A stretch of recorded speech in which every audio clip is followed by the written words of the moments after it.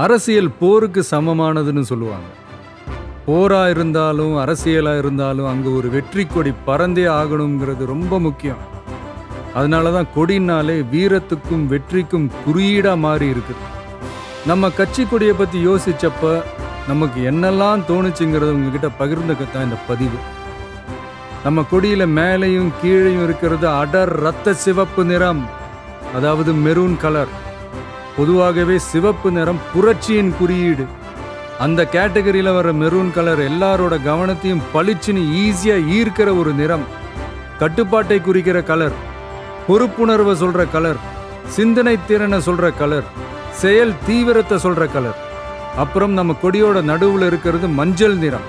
அது மகிழ்ச்சி, நம்பிக்கை, லட்சியம், மனத்தெளிவு, உற்சாகம், ஆற்றல், நினைவாற்றலை தூண்டுறதுன்னு இலக்கை நோக்கி உறுதியுடன் ஓட வைக்கிற ஒரு நிறம்.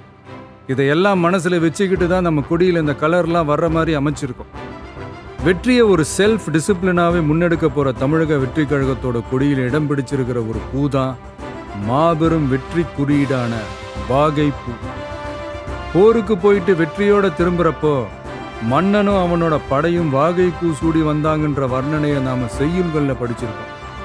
ஆனா மன்னர் பெரும்பிடுகு முத்தரையர் போருக்கு போறப்பவே வெற்றியை முன்கூட்டியே கணிச்சு வாகைப்பூ சூடிக்கிட்டு போனாருன்னு சொல்றாங்க. வாகைனாலே வெற்றின்னு ஒரு அர்த்தம் இருக்கான்.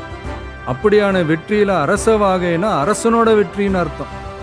ஆனா இங்க நம்ம தமிழக வெற்றி கழக கொடியில இருக்கிற வாகைப்பூ மக்கள் வாகைக்கானது, அதாவது நம்ம மக்களோட வெற்றிக்கானது. இன்னும் சரியா சொன்னா இந்த மண்ணோட வெற்றியை சொல்றது. ஆகவே நாம நெஞ்சார நேசிக்கிற தமிழ்நாட்டு மக்களை, உலகெங்கும் வாடுற தமிழர்களை ஒரே நேர்கோட்டு சித்தாந்தத்துல பயணிக்க வச்சு வெற்றி வாகை சூட வைக்க போவதற்கான உறுதிப்பாட்டை குறிக்கத்தான் இந்த வாகை பூவை நம் கட்சி கொடியில வச்சிருக்கோம். அப்புறம் யானை.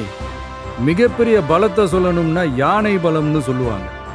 தன் நிறத்திலும் குணத்திலும் உருவத்திலும் உயரத்திலும் எப்பவுமே தனித்தன்மை கொண்டதுதான் யானை.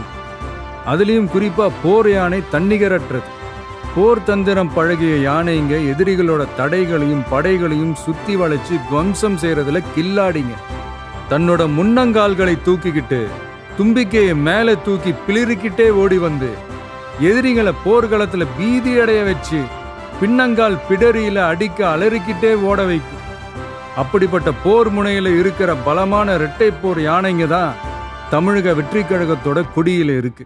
இந்த இரட்டை போர் யானைங்க எவ்வளவு பெரிய மதம் பிடிச்ச யானைகளையும் கண்ட்ரோல் பண்ணி வழிக்கு கொண்டு வர்ற வல்லமை பெற்ற கும்கி யானைங்க மாதிரி தான் யாரும் விரிவா விலைக்கு சொல்ல வேண்டுமா என்ன? இந்த இரட்டை போர் யானைங்க எதை குறிக்குது, இது எதோட குறியீடு, இதோட கோடிங், டீகோடிங், மீனிங் எல்லாமே புரிய வேண்டியவங்களுக்கு ரொம்ப கரெக்டா தெளிவா புரியும். அப்புறம் நம்ம கொடியோட நடுவுல இருக்க வாகை பூவை சுத்தி நாம வென்றெடுக்க வேண்டிய நம்மளோட செயல் திட்டங்களை சொல்ற மாதிரி 28 நட்சத்திரங்களும் இருக்கு. அந்த நட்சத்திரங்களை பச்சை மற்றும் நீல வண்ணத்திலையும் அமைச்சிருக்கும். இது நாம கட்டமைக்க போற சமூக நல்லிணக்க அமைதி பூங்காவையும் குறிக்கும். ஆகவே தமிழ் மண்ணின் வெற்றி குறியீடாக மாறி பட்டொலி வீசி பறக்க போகும் நம் கழகத்தின் மணித்திரு கொடியை தம் கரங்களிலும் மனதிலும் தமிழ்நாட்டில் இருக்க மக்கள் அனைவரும் ஏந்த போவது நிச்சயம். பறக்கட்டும் தமிழக வெற்றி கழகத்தின் கொடி, திறக்கட்டும் புதிய திசைகள், சிறக்கட்டும் தமிழகம்.